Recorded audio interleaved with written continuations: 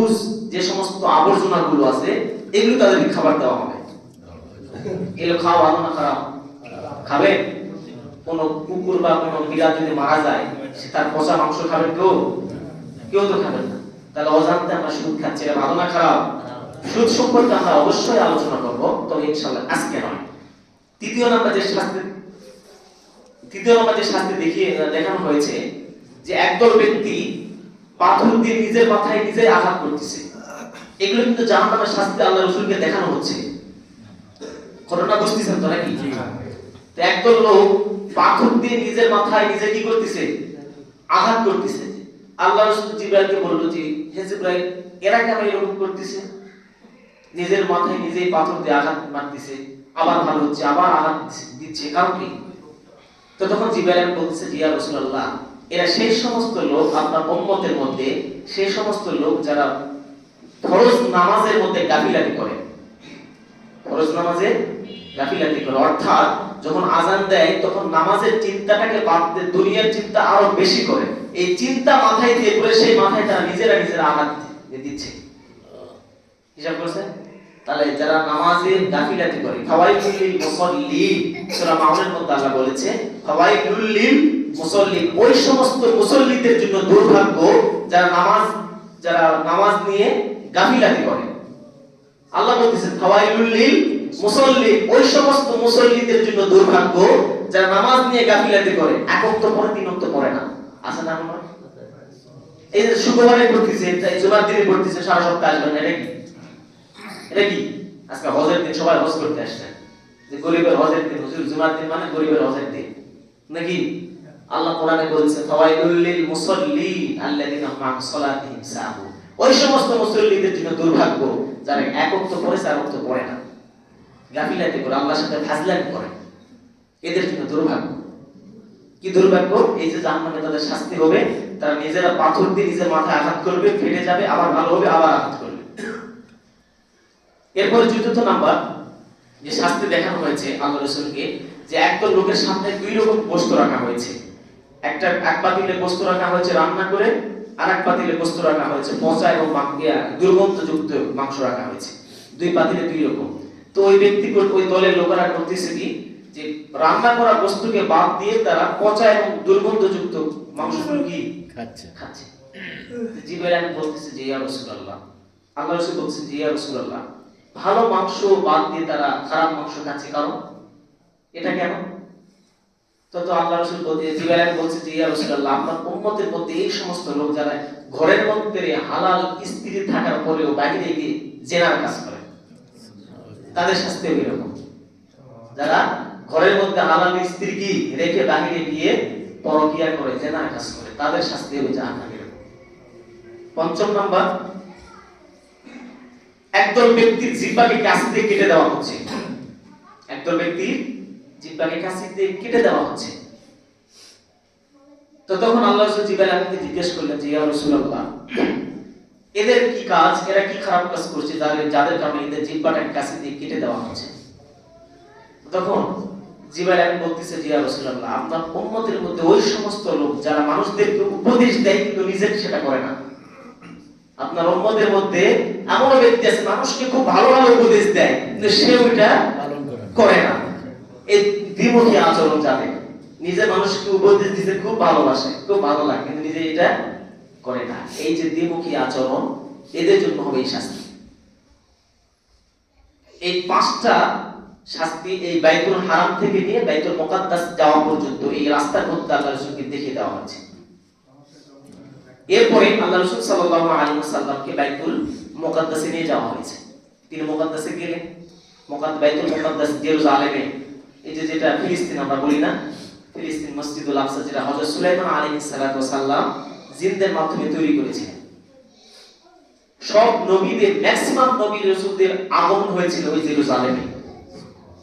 এই জেরুজালেমে ম্যাক্সিমাম নবী এবং রাসূলদের আগমন হয়েছিল। সেই জায়গাতে গিয়ে আল্লাহ রাসূল সাল্লাল্লাহু আলাইহি সাল্লাম এবং জিবরাইল ও মিকাঈল সহ ওই জায়গাতে বরাক যন্ত্রটা মসজিদুল আকসাতে রেখে দিয়ে, একটা ফুটো এখনো মনে হয় আছে ওই জায়গাতে বরাক যন্ত্রটাকে বেঁধে দেওয়া হয়েছিল। বেঁধে রেখে যত নবী এবং রাসূল আছে ম্যাক্সিমাম নবী এবং রাসূলদেরকে নিয়ে আল্লাহ রাসূল সাল্লাল্লাহু আলাইহি ওয়াসাল্লামের ইমামতিতে নামাজ আদায় করেছিলেন 2 রাকাত। এইজন্য তিনাকে বলা হয় সাইয়্যিদুল মুরসালিন। তিনি হচ্ছে সেই সকল নবীদের ইমাম। সকল নবীদের কি ইমাম। সেই জায়গা থেকে নামাজ শেষ হওয়ার পরে আল্লাহ রাসূল সাল্লাল্লাহু আলাইহি ওয়াসাল্লামকে নিয়ে এই বুরাক নামক জন্তুতে নিয়ে তিনি আসমানের দিকে রওনা করলেন। প্রথম আসমানে গিয়ে দেখা হয়েছিল হযরত আদম আলাইহিস সালাতু ওয়াস সালামের সাথে। প্রথম আসমানে গিয়ে আল্লাহ রাসূলের সাক্ষাৎ হয়েছিল কোন নবীর সাথে? আদম আলাইহিস সালাতু ওয়াস সালামের সাথে। তার সাথে দেখা সাক্ষাৎ হওয়ার পর সালাম বিনিময় হওয়ার পরে দ্বিতীয় আসমানে যখন উঠে চলে যায়, দ্বিতীয় আসমানে গিয়ে হযরত ঈসা ও হযরত ইয়াহইয়া আলাইহিস সালাতু ওয়াস সালামের সঙ্গে দেখা সাক্ষাৎ হয়। তাদের সাথে সালাম বিনিময় আল্লাহ রাসূল করলেন। করার পর দ্বিতীয় আসমানে হযরত ইউসুফ আলাইহিস সালাতু ওয়াস সালামের সঙ্গে সাক্ষাৎ হয়। ইউসুফ আলাইহিস সালামের সাথে মত বিনিময় সালাম বিনিময় করে পঞ্চম আসমানে হযরতে চতুর্থ আসমানে হযরত ইদ্রিস আলাইহিস সালাতু ওয়াস সালামের সাথে সাক্ষাৎ হয় এবং পঞ্চম আসমানে হযরত হারুন আলাইহিস সালাতু ওয়াস সালামের সাথে সাক্ষাৎ হয়। ষষ্ঠ আসমানে হযরত মুসা আলাইহিস সালাতু ওয়াস সালামের সাথে সাক্ষাৎ হয় এবং সপ্তম আসমানে হযরত ইব্রাহিম আলাইহিস সালাতু ওয়াস সালামের সাথে সাক্ষাৎ হয়। এই সাক্ষাৎ হওয়ার পরে তারপরে কি আছে? এই সপ্ত আসমানের পরে সিদরাতুল মুনতাহা বর্ডার এলাকা, সিদরাতুল মুনতাহা বর্ডার এলাকা, সেই জায়গার পর থেকে আর কেউ উপরে উঠতে পারবে না। কোন ফেরেশতা, কোন নবী, কোন রাসূল কেউ এই সিদরাতুল মুনতাহার উপরে আর উঠতে পারবে না। ওই জায়গাতে বাস এনাফ। জিবরাইল আমিন একটু কৌশল করছিল যে আল্লাহ রাসূলের সাথে এই সুযোগে আমি আল্লাহর কাছে যাব। জিবরাইল আমিন একটু কৌশল করছিল। তো আল্লাহ ডাইরেক্ট বলছে, জিবরাইল দাঁড়াও, ওই জায়গাতে স্টপ হয়ে যাও, আর সামনে আসো না। এটা আমার রাসূলকে একাকিত্ব ছেড়ে দাও, আমার রাসূলকে একাকিত্ব ছেড়ে দাও, তিনি একা আসুন আমার কাছে।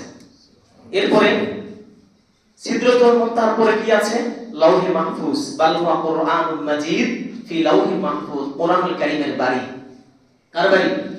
কোরআন। প্রত্যেকটা আমাদের যেমন বাড়ি আছে না, কোরআনের একটা বাড়ি আছে, সেটার নাম কি? লাউহে মাহফুজ। এরপরে আছে হচ্ছে লা জামান লা মাকান, অর্থাৎ সেই জায়গাতে কোনো টাইমের ব্যালেন্স নাই, কোনো টাইম নাই। পৃথিবীতে টাইমের হিসাব আছে কিন্তু লা জামান লা মাকান, ওই জায়গাতে কোনো টাইমের হিসাব নাই। আল্লাহর সাথে টাইমের কোনো হিসাব চলে? এরপরে আছে কি? কুরসি। ওয়াসিআ কুরসিয়ুহুস সামাওয়াতি ওয়াল আরদ, আল্লাহর সিংহাসন। রাজা বাদশাহের এই পৃথিবীতে আরো অনেক যুগ আগে যখন রাজা বাদশাহরা ছিল, তাদের সামনে কিন্তু একটা ওই যে ছিল, টেবিল ছিল, যে জায়গাতে পা দিয়ে তারা আরাম আয়েশে থাকতো। তো আল্লাহর আরশ, কুরসি হচ্ছে সিংহাসন। আল্লাহ কুরসি অর্থ বলতে কি? ওয়াসিআ কুরসি বলতে আল্লাহ বুঝিয়েছেন যে আমার একটা সিংহাসন আছে। কি আছে? বসার একটা সিংহাসন আছে, ওই সিংহাসনে তিনি বসতেন। এরপরে আসে কুরসির পরে আছে আরশ আযীম, আর রহমানু আলাল আরশ, আল্লাহর আরশ। বলুন সুবহানাল্লাহ।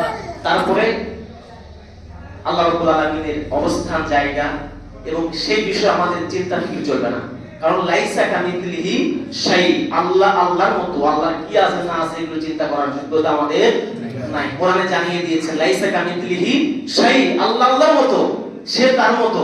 তুমি তোমাকে নিয়ে চিন্তা করো, আল্লাহকে, স্রষ্টাকে নিয়ে সৃষ্টি কোনো চিন্তা চলবে না। সৃষ্টি চিন্তা চলবে সৃষ্টিকে নিয়ে। বুঝতে পারছেন কথা? এরপরে আল্লাহ রাসূল সাল্লাল্লাহু আলাইহি সাল্লাম, সময় তো নাই, সমস্যা নাই, আগামী তো ইনশাআল্লাহ আছে। তো একটা কথা বলি, এরপরে নেক্সট পর্ব ইনশাআল্লাহ আগামী সপ্তাহে আর সুন্দর আলোচনা আছে, আমরা ইনশাআল্লাহ করব। তো আল্লাহর আরশ বহনকারী কিয়ামতের ময়দানে, আল্লাহর যে আরশটা, এই আরশটা কিয়ামতের ময়দানে আল্লাহ সুবহানাহু ওয়া তাআলার আরশটাকে প্রায় 7 জন ফেরেশতা ধরে রাখবে। কয়জন? 7 জন। আল্লাহর আরশটাকে 7 জন ফেরেশতা ধরে রাখবে। যদিও আল্লাহর আরশটাকে ধরার কোনো প্রয়োজন নাই, তারপরে ধরে রাখবে। তো আল্লাহ রাসূল সাল্লাল্লাহু আলাইহি ওয়াসাল্লাম বলতেছে যে এই 7 জন যে ফেরেশতা ধরে থাকবে আল্লাহর আরশ, এদের দূরত্ব কেমন তোমরা জানো? সাহাবীদেরকে বলতেছে যে এরা কত বড়। সাহাবীরা বলতেছে এরা কত বড়।